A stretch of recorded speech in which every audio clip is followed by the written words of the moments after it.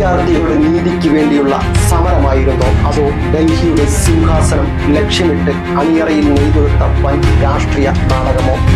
നമ്മുടെ ആദ്യ വീഡിയോയ്ക്ക് ശേഷം വന്നിരിക്കുന്ന ഏറ്റവും പുതിയ അപ്ഡേറ്റുകൾ ഞെട്ടിക്കുന്നതാണ്. CJP അഥവാ കോക്രോച്ച് ജനതാ പാർട്ടി ഇനി വെറുമൊരു വിദ്യാർത്ഥി മുന്നേറ്റമല്ല. CJP രാഷ്ട്രീയ പാർട്ടിയെ മാറാനുള്ള നീക്കം പ്രഖ്യാപിച്ചതായി വിവിധ ദേശീയ മാധ്യമങ്ങൾ റിപ്പോർട്ട് ചെയ്യുന്നു. ഈ പ്രഖ്യാപനം വിദ്യാർത്ഥി പ്രസ്ഥാനത്തിന്റെ ഭാവിയെക്കുറിച്ച് പുതിയ ചർച്ചകൾക്ക് വഴിവെച്ചിരിക്കുകയാണ്. ഇതിനോടൊപ്പം പ്രതിപക്ഷ പാർട്ടികളായ കോൺഗ്രസും AAP അഥവാ ആം ആദ്മി പാർട്ടി, SFI ഉൾപ്പെടെയുള്ള ചില പ്രത്യേക കക്ഷികളും വിദ്യാർത്ഥി സംഘടനകളും ഈ പോരാട്ടത്തിലേക്ക് കൈകോർക്കുന്നുണ്ടോ? അഭിജിത്ത് ദീപകിന്റെ ഹിസ്റ്ററി പരിശോധിച്ചപ്പോൾ അറിയാൻ കഴിഞ്ഞത് കോക്രോച്ച് ജനതാ പാർട്ടി ആരംഭിക്കുന്നതിന് മുമ്പ് 2020 മുതൽ 2023 വരെ ദീപക് ആം ആദ്മി പാർട്ടിയുടെ സോഷ്യൽ മീഡിയയിലെ വോളണ്ടിയർ ആയിരുന്നു. 2020 ഡൽഹി നിയമസഭാ തിരഞ്ഞെടുപ്പിൽ യുവാക്കളെ ലക്ഷ്യമിട്ട് ഡിജിറ്റലായും മറ്റു പ്രചരണങ്ങളിലും നിർമ്മിക്കുന്നതിൽ ദീപക് സജീവമായിരുന്നു. കൂടാതെ ഡൽഹി സർക്കാരിന്റെ വിദ്യാഭ്യാസ വകുപ്പ് കമ്മ്യൂണിക്കേഷൻസ് ഉപദേഷ്ടാവായും അദ്ദേഹം പ്രവർത്തിച്ചിട്ടുണ്ട്. തുടർന്ന് ഉപരിപഠനത്തിനായി വിദേശത്ത് പോവുകയും തിരിച്ചെത്തിയ ശേഷം 2026 മെയ് മാസത്തിൽ സ്വതന്ത്രമായി അക്ഷരഹാസ്യ രാഷ്ട്രീയ പ്രസ്ഥാനമായി കോക്രോച്ച് ജനതാ പാർട്ടി രൂപീകരിക്കുകയുമായിരുന്നു ചെയ്തത്. ഇത് യഥാർത്ഥത്തിൽ വിദ്യാർത്ഥികളുടെ അണയാത്ത രോഷമാണോ അതോ ആരും അറിയാതെ നടന്ന വൻ ഒത്തുകളിയാവും? അസാരി ബാഗിൽ ചോർന്ന നീറ്റ് ചോദ്യപേപ്പറിന്റെ CBI കുറ്റപത്രം മുതൽ ഡൽഹിയിൽ പൊലിഞ്ഞ ചോരയും ഈ പുതിയ രാഷ്ട്രീയ അട്ടിമറിക്കുള്ള ചൂടായിരുന്നു എന്നുള്ളത് വരെ PRK വോയിസ് നിഷ്പക്ഷമായി അന്വേഷണം തുടർന്ന് കാണുക. ഒരു രാജ്യത്തിന്റെ ഭാവി നിശ്ചയിക്കുന്നത് ലക്ഷക്കണക്കിന് വിദ്യാർത്ഥികളുടെ സ്വപ്നങ്ങളാണ്. അവർ രാത്രിയെന്നോ പകലെന്നോ ഇല്ലാതെ പഠിച്ചു തീർത്ത പുസ്തകത്താളുകൾ ഒറ്റ രാത്രി കൊണ്ട് ഒരു കൂട്ടം മാഫിയ വിറ്റഴിച്ചാൽ എന്തു സംഭവിക്കും? നമുക്ക് കഥയുടെ തുടക്കത്തിലേക്ക് വരാം. സോഷ്യൽ മീഡിയയിൽ പ്രചരിക്കുന്ന പോസ്റ്റ് നിങ്ങൾ കണ്ടിട്ടുണ്ടാകും. ജാർഖണ്ഡിലെ ഐസ് ബാഗിൽ പരീക്ഷാ പേപ്പർ ചോർന്നപ്പോൾ കാവൽ നിന്നത് സംസ്ഥാന പോലീസാണ്. അതിന് കുറ്റം ഹേമന്ത് സോറനാണോ? വാസ്തവത്തിൽ CBI സമർപ്പിച്ച ഔദ്യോഗിക കുറ്റപത്രത്തിൽ എന്താണുള്ളത്?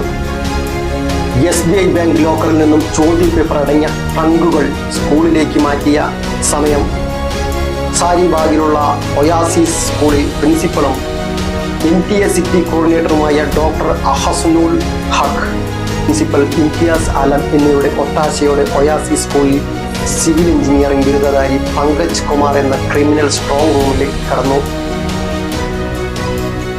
ട്രങ്ക് സീൽ പൊട്ടിക്കാതെ പ്രത്യേക ടൂൾ കിറ്റ് ഉപയോഗിച്ച് ചോദ്യ പേപ്പർ പുറത്തെടുത്തു. ഫോട്ടോകൾ മൊബൈലിൽ പകർത്തി. തുടർന്ന് പട്നയിലെ രഹസ്യ കേന്ദ്രത്തിൽ നിന്ന് മെഡിക്കൽ വിദ്യാർത്ഥികളെ കൊണ്ട് ഉത്തരങ്ങൾ തയ്യാറാക്കി ലക്ഷങ്ങൾ വിറ്റഴിച്ചു. CBI നിരവധി പ്രതികളെ അറസ്റ്റ് ചെയ്യുകയും സസ്പെൻഷൻ കോടതികൾ, സ്പെഷ്യൽ കോടതികളിൽ വിചാരണ നടപടികൾ പുരോഗമിക്കുകയും ചെയ്യുന്നു. ഈ വാർത്ത പുറത്തു വന്നതോടെ സമരം ആളിക്കത്തി. സത്യവാങ്മൂലം, വസ്തുതകൾ. ചോദ്യപേപ്പർ സൂക്ഷിക്കുന്ന സ്ട്രോങ് റൂമിന്റെ സുരക്ഷ കേന്ദ്ര ഏജൻസിയായ NTA-ക്കും അവർ നിയമിച്ച പ്രിൻസിപ്പലിനുമായിരുന്നു. ചോദ്യപേപ്പർ ചോർന്നതോടെ സോഷ്യൽ മീഡിയയിലെ കടുത്ത രാഷ്ട്രീയ വാദപ്രതിവാദങ്ങൾ ഉയർന്നു. ഈയിടെയായി സോഷ്യൽ മീഡിയയിൽ ഒരു പ്രചരണം ശക്തമായി. ഹാരിസ് ബാഗിൽ വെച്ച് ചോദ്യപേപ്പർ ചോരുമ്പോൾ അവിടെ കാവലുണ്ടായിരുന്ന കേന്ദ്രത്തിന്റെ പട്ടാളമല്ല, പകരം ജാർഖണ്ഡിലെ ഹേമന്ത് സോറൻ സർക്കാരിന്റെ പോലീസാണ്. അതിനാൽ ഈ ചോർച്ചയുടെ ഉത്തരവാദിത്തം സംസ്ഥാന ഭരണകൂടത്തിനാണ് എന്നൊരു കൂട്ടർ. ലോക്കൽ പോലീസിന് ക്രമസമാധാന ചുമതല മാത്രമാണ്, അതുകൊണ്ട് കേന്ദ്ര സർക്കാരാണ് ഇതിന് ഉത്തരവാദി എന്ന് വരുത്തി തീർക്കാൻ പ്രതിപക്ഷ വിഭാഗവും ഇരുവിഭാഗവും സോഷ്യൽ മീഡിയ യുദ്ധക്കളമാക്കി. എന്നാൽ ഇതിൽ നിന്നും കേന്ദ്രത്തിന് പങ്കില്ലെന്ന വാദം താങ്കളുടെ വീഴ്ച മറച്ചുവെക്കാൻ നിർമ്മിച്ചെടുത്ത കേവലം ഒരു പൊളിറ്റിക്കൽ കവർ ആപ്പ് മാത്രമാണെന്ന് മറ്റ് പൊളിറ്റിക്കൽ പാർട്ടി ആരോപിക്കുന്നു. ഈ വാദപ്രതിവാദങ്ങൾ എത്രത്തോളം സത്യമുണ്ട്? വിദ്യാർത്ഥികൾക്ക് വേണ്ടത് രാഷ്ട്രീയമല്ല, നീതിയായിരുന്നു. ഡൽഹിയിലെ തെരുവുകളിൽ നമ്മൾ കണ്ട കാഴ്ച, പോലീസിന് നേരെ കുപ്പികൾ എറിയുന്നു, ഭാര്യക്കൊടുക തകർക്കുന്നു. ഇത് സത്യമാണോ? അതെ. ഡൽഹി ജന്തർ മന്ദറിൽ രൂക്ഷമായ ആക്രമണം നടന്നിട്ടുണ്ട്. പക്ഷേ ഇതിന് പിന്നിൽ ആരായിരുന്നു? മാസങ്ങളോളം പരീക്ഷ എഴുതി കുട്ടികൾ തെരുവിൽ കിടന്നിട്ടും കാര്യമായ നടപടിയില്ലാത്തവരുള്ള വിദ്യാർത്ഥികളുടെ നിരാശയിൽ അവരുടെ നിയന്ത്രിക്കാനാവാത്ത രോഷമാണ് ഈ ആക്രമണത്തിന് നയിച്ചതെന്ന് ഒരു വിഭാഗം പറയുന്നു. എന്നാൽ സമരത്തിന്റെ മറവിൽ സമാധാനാന്തരീക്ഷം തകർക്കാൻ ചില അട്ടിമറിക്കാർ മനഃപൂർവ്വം നടത്തിയ അക്രമമാണിതെന്ന് ഡൽഹി പോലീസ് ആരോപിക്കുന്നു. ഇതിന്റെ പേരിൽ നിരവധി കേസുകൾ രജിസ്റ്റർ ചെയ്യപ്പെട്ടിട്ടുണ്ട്.